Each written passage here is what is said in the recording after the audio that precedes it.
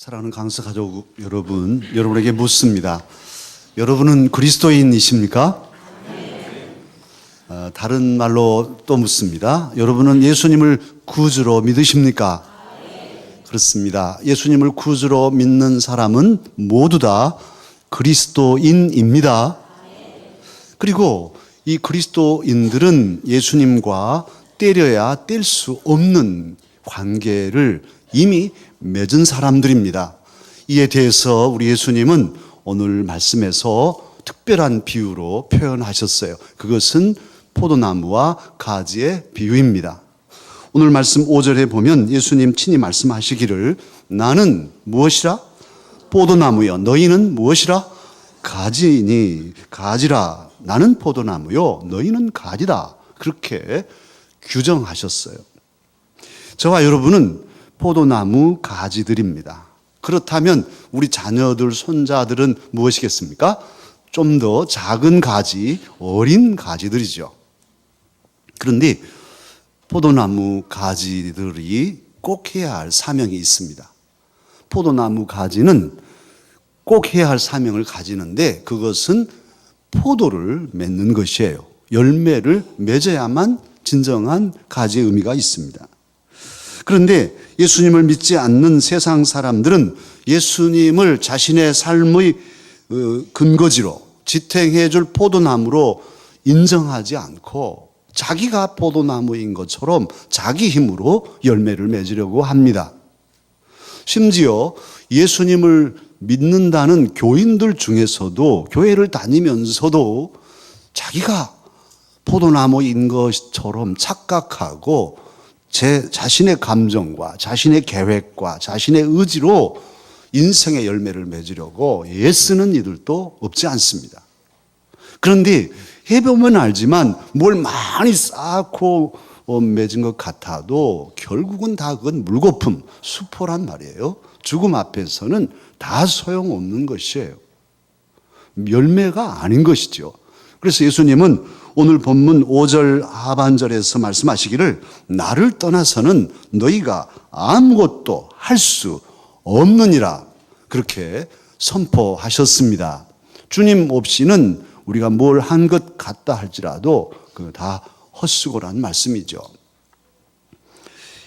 하나님께서는 일찍이 이사야 선지를 통해서 이사야 5장 2절에서 그렇게 말씀하셨어요. 땅을 파고 돌을 제하고 극상품 포도나무를 심었도다. 그랬더니 좋은 포도 맺기를 바랐더니 좋은 포도를 맺는 게 아니라 들 포도를 맺었도다.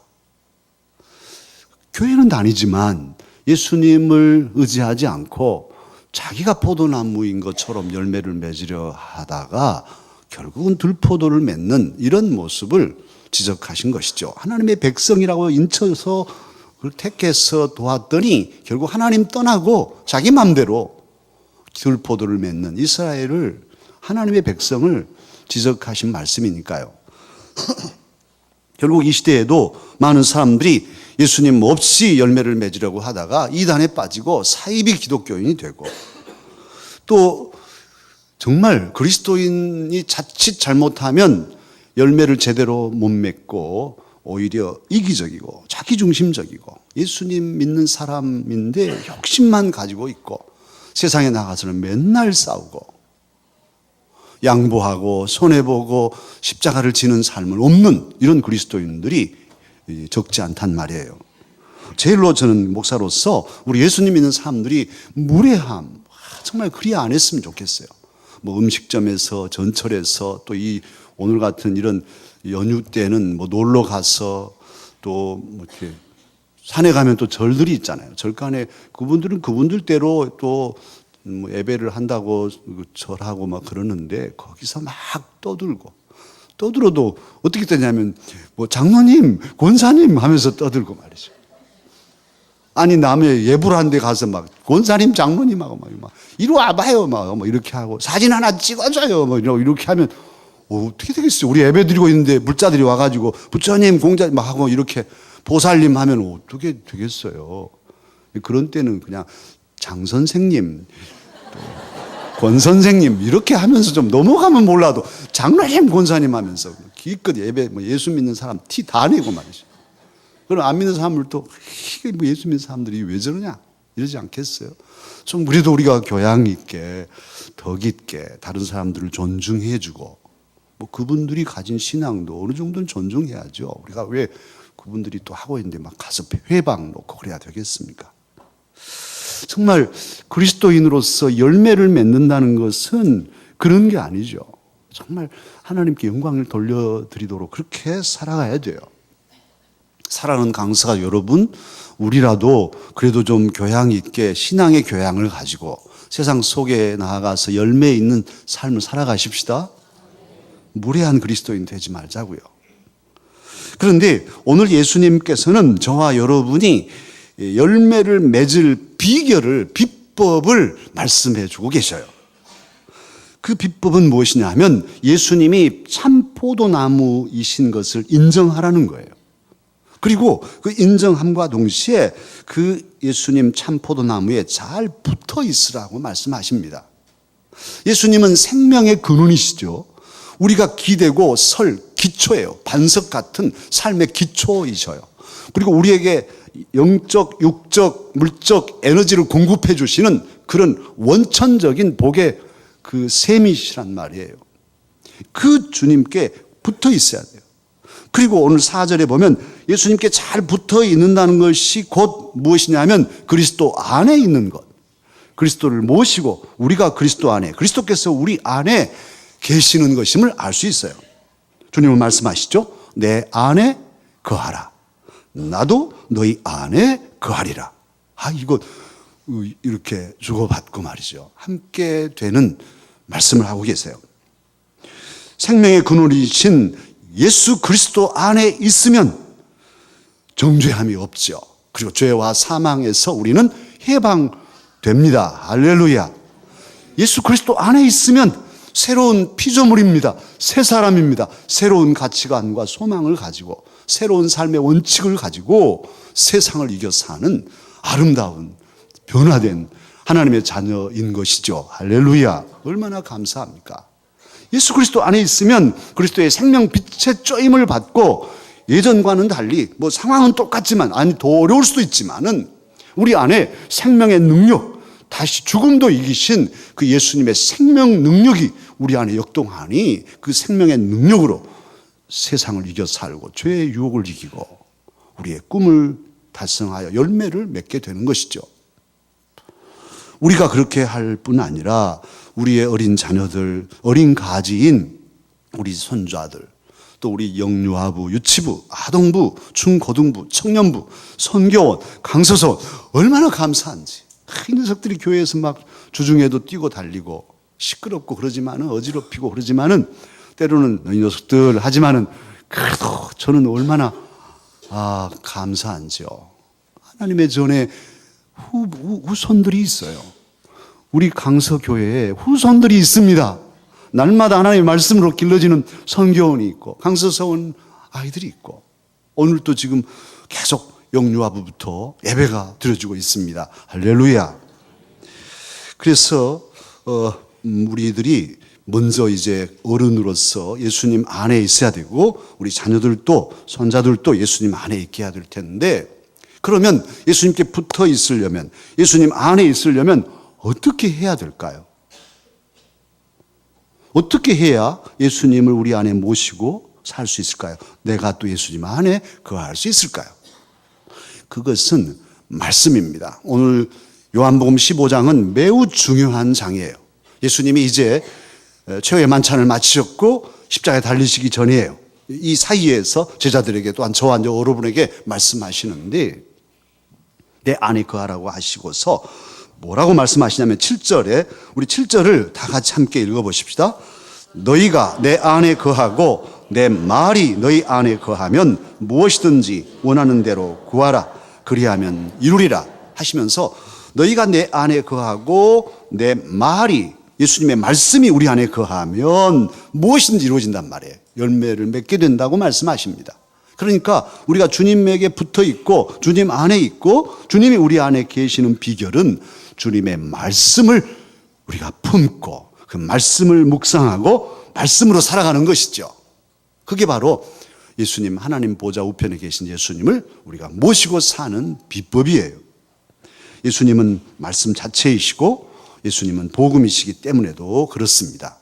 그러기에 저와 여러분 늘 주님의 말씀을 읽고 듣고 마음에 새겨 묵상하고 살아가십시다. 늘 말씀을 품고 살아가잔 말이에요. 말씀이 항상 기억되면 주님이 계신 것이죠. 싹 없어지고 악한 마귀들이 우리에게 한 말이나 붙잡고 말이죠. 그래, 나는 옛날에 나 어렸을 때 사주팔자 보니까 팔자가 세대 세. 나는 이렇게 살아야 할 팔자야. 이렇게 산다든지 말이죠. 팔자 구자라고 할지라도 생명을 주신 예수님, 부활하신 예수님의 능력이면 팔자도 다 깨뜨리고 살 수 있습니다. 무슨 나쁜 팔자라고 해도 그거 믿지 마세요. 아니 정말 팔자가 있다 해도 주님은 능히 팔자를 이기게 하십니다. 말씀 품고 살아야지. 팔자 안 좋다는 점쟁이 말 듣고 말이지. 이거 듣고 기분 나쁘게 항상 찜찜하게 살지 마시고 말씀으로 살잔 말이에요. 그런데 우리 예수님께서 오늘 열매를 맺도록 붙어 있으라. 그리스도 안에 예수님 안에 있으라고 하시는데 주님이 원하시는 열매란 무엇일까요? 사랑하는 강사가 여러분, 감나무의 가지가 맺는 열매는 무엇이죠? 감이죠. 밤나무에서는요. 밤이고 어떻게 이렇게 잘 아시는지 몰라요. 포도나무의 가지, 포도 가지는 뭘 맺어야 할까요? 포도지요. 아니 포도나무가 열매를 맺었는데 사과가 맺혔대. 이건 말도 안 되잖아요.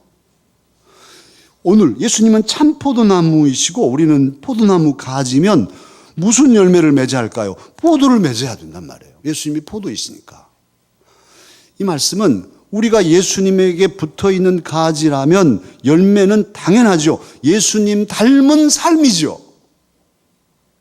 예수님께 배운 그 말씀대로 살아가는 삶이죠. 그러면 예수님은 우리에게 뭘 주셨냐? 여러 가지가 있지만 오늘 본문 9절 이하에 읽지 않았는데 9절 이하에 쭉 보면 사랑에 대해서 말씀하고 계세요.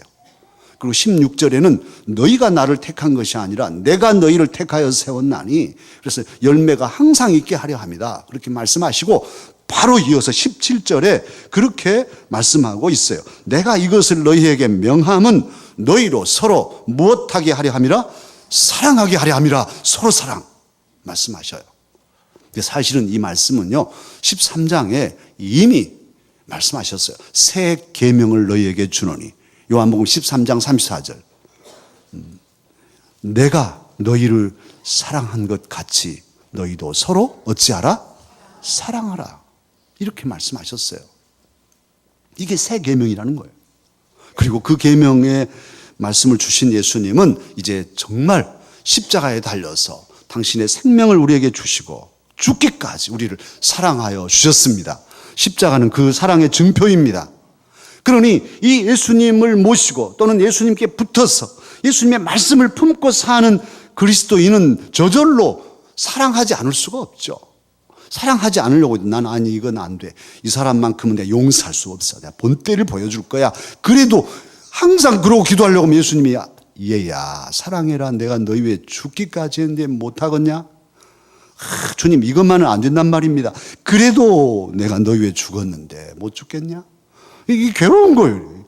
그래서 결국은 사랑하고 용서할 수밖에 없어요. 서로 사랑하게 하시는 주님이셔요. 그래서 주님의 말씀을 품고 우리가 십자가에 초점 맞추고 주님을 모시고 살면 사랑할 수 있게 됩니다.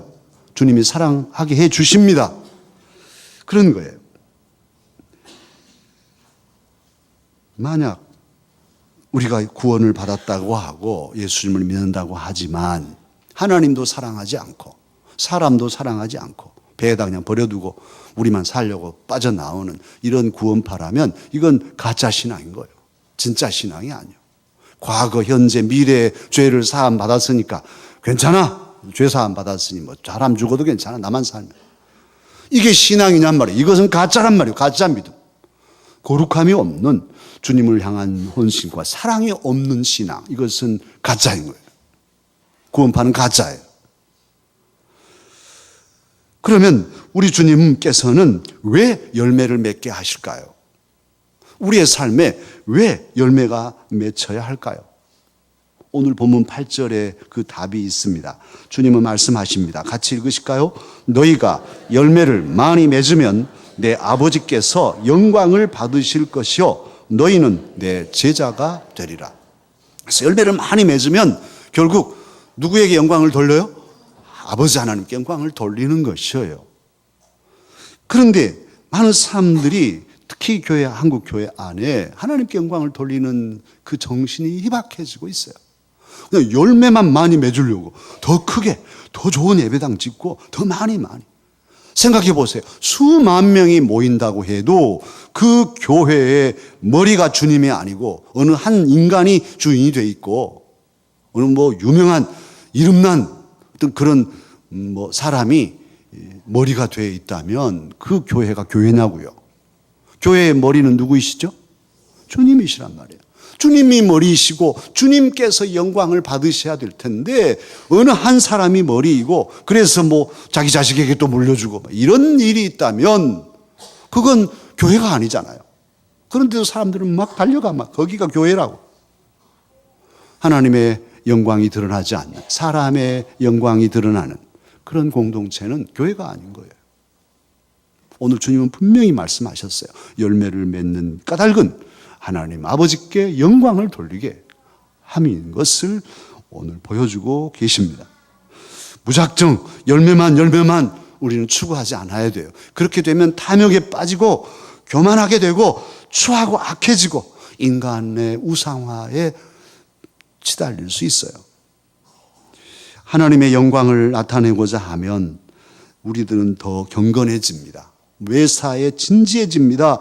많으나 적으나 감사하게 되고 최선을 다하고 얻어진 결과 그 열매에 대해서 감사함으로 하나님께 영광을 돌리게 되는 거예요.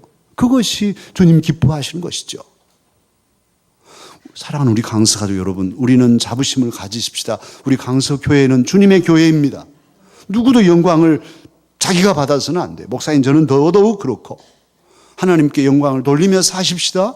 그런 교회로 또 만들어가고 그런 교회의 한 지체임을 자랑스럽게 여기고 감사함으로 헌신하단 말이에요. 이름 없이 빛 없이 누가 안 알아줘도 주님께 영광이 된다면 기쁨으로 그렇게 살아야 되지 않겠습니까? 뿐만 아니라 우리 자신이 그렇게 주님께 잘 붙어서 주님 안에 거하면서 열매를 많건적건 맺은 쪽쪽 하나님께 영광을 돌리며 살 뿐 아니라 이제 우리가 할 일이 있는데 눈에 넣어도 아프지 않을 우리 자녀들, 우리 손자들, 또 자녀들이 없다 해도 주님의 교회 안에 영유아부, 유치부, 아동부, 중고등부, 강서, 서원, 선교원 다 우리 자녀 손들입니다. 얼마나 감사해요. 이 자녀 손들을 주님 안에 굳건히 세우고 잘 양육하고 길러야 되지 않겠습니까? 자녀들은 우리보다 훨씬 더 훌륭한 삶을 살 가능성들이 있어요. 정말 이 자녀들이 조금 더 우리 유아 세례를 베풀었지만 이 녀석들이 지금은 저렇게 엄마 품에 있어도 나중에 장성하면 이 교회를 세우고 이 가문을 빛내고 이 나라를 이끌어갈 수 있는 잘못 이끌인 것이 아니라 정말 생명을 살리고 기쁨이 넘치는 그런 훌륭한 리더들이 될 수 있습니다. 그런 믿음을 가지고 우리가 잘 양육해 가자는 말입니다. 하나님께 영광을 돌리는 귀한 자녀들이 되도록 기르십시다. 그러기에 우리 기성세대, 특별히 믿음의 우리 기성세대는 예수님께 잘 붙어서 예수님 안에 있어서 본을 보이고 그리고 열매를 맺어서 영광을 하나님께 돌릴 뿐 아니라 행복하게 살아가야 되겠어요. 그래서 자녀들이 보면서 나도 할아버지 할머니처럼 살아야지. 나도 엄마 아빠처럼 그렇게 주님 안에서 열매 맺으며 영광 돌려 행복하게 살아야지. 그런 본을 보여야 되겠고요. 또 하나 이번 세월에 통해서도 느꼈습니다만은 오늘 우리가 세월호라고 하십시다. 세월호에 여기 방 하나 큰 방에 우리 다 있는데 지금 배가 기울어 가네요. 그런데 구명조끼가 부족하네요. 그러면 어찌하시겠습니까? 내가 나이가 제일 많으니까 내가 어른이니까 나 먼저 갈게 잘 있어 하고 구명조끼 하고 올라가야 되겠습니까? 나는 또 목사니까 그래도 목사가 먼저 살아야 되지 않겠어요? 장로님들은 뒤로 오십시오 하고 제가 나가야 되겠습니까? 아니 정말 내일이라면 우리가 지금 세월에 지금 들어있어요. 구명조끼는 부족해요. 사랑하는 강사가 여러분, 오늘 결심하고 또 연습도 계속 하십시다. 정말 누군가 죽어야 한다면, 누군가 구명조끼를 벗어나야 다른 사람이 산다고 한다면 우리가 하잔 말이에요. 우리가 먼저 구명조끼 내려놓고 젊은이들, 우리 어린 자녀들, 너희들이 가서 살아라. 절대 우리 죽는다고 마음 아파하지 마라. 우리는 살 만큼 살았다. 우리 목까지 살아주라. 그러면 기쁨이다. 너희들 씩씩하게 행복해야 돼. 그렇게 보내야 되지 않겠어요? 그렇게 보냅시다. 대답 이쪽이 잘 안 하셔요. 예. 보내고 싶은 마음이 없어 별로. 예. 그렇게 보냅시다. 예. 아이고 나는 아직 이제 창창한데 벌써 가야 되겠습니까? 하는 속의 말이 있어요. 그런데 정말로 내 자녀들을 위해서 누군가 죽어야 한다면 우리가 죽자고요. 연습해봐야 돼요. 저는 연습해봅니다. 참, 그냥, 아이고, 그런 걸 다, 재수 없으려고. 이건 믿지 않은 사람들이 얘기해요. 그런다고 해서 재수 없나요? 100번, 1000번 연습해도 괜찮아. 우리 자녀가 죽게 됐다면. 이런 세월호에 내가 있다면 우리 아들하고 같이, 아들아, 내 대신 살아다오. 하고 조명조끼 벗고 가게 해야죠. 그리고 연습을 해보고, 그리고 나는 꼬르륵 들어가는 이런 연습을 실제로 해보자고요. 해봐요. 소방훈련 하듯이 해야 돼요. 우리 자녀들 위해서 우리가 먼저 죽읍시다. 예, 그래요. 이제 좀 세졌는데, 그래도 저쪽에서는 아직도 멀었어요. 미국의 스탠퍼드 대학의 교목인 덕 워스라는 그런 목사님이 캘리포니아를 가려고 비행기를 탔는데 옆 좌석에 노부인이, 아주 품위 있는 노부인이 앉아 있었어요. 서로 대화를 하다가 이 노부인께서 자기 딸 얘기를 했어요. 자기 딸이 있습니다. 그런데 이 딸을 저는 옛날 젊은 시절에 폴란드에서 살 때 만났습니다. 그때 참 어려웠죠. 히틀러가 폴란드를 점령해서 합병시키고 독일 군들이 시내에 드글드글하고 여기저기서 총소리가 나고 그런 때였어요. 어느 날 제가 물건을 살 일이 있어서 시내에 나갔는데 내 앞에 조그만 꼬마 여자아이가 아장아장 걸어가고 있었어요. 그런데 저 앞에서 독일 군들이 수십 명이 막 거리를 점령하고 오면서 사람들을 신문하고 유태인들을 잡아갔습니다. 그런데 우리 앞에 와서 이 아장아장 걷던 여자아이의 엄마를 체포했어요. 엄마가 유태인이었어요. 군인이 그 아기 엄마를 데려가면서 흘낏 그 아이를 보더니만 그 여인에게, 엄마에게 이 아이 당신 아이요? 하고 물었어요. 그랬더니 그 아이의 엄마가 나를 빤히 쳐다보면서 아니요, 이 아이는 저 여인의 아이입니다.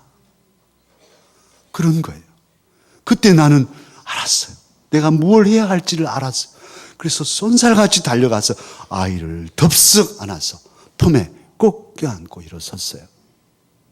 그때 그 엄마가 안도의 눈빛을 하고 군인에게 잡혀서 체포돼 가는데 끝까지 혹여라도 독일군이 의심할까봐 뒤 한 번을 돌아보지 않고 갔어요.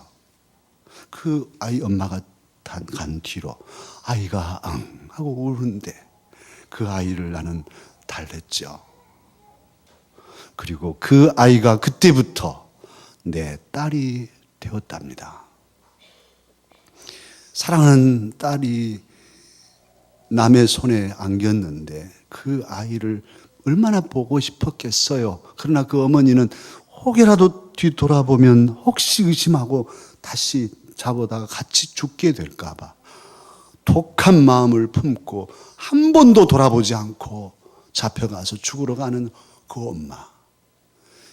이 글의 제목이 My daughter's mother, 내 딸의 어머니. 내 딸의 어머니가 누구예요? 내 딸의 어머니에 대한 이야기예요. 정말 가슴이 찡하고 너무너무 마음 아팠어요. 이 아이가 나중에 지금 양 엄마를 엄마라고 하지 않아요.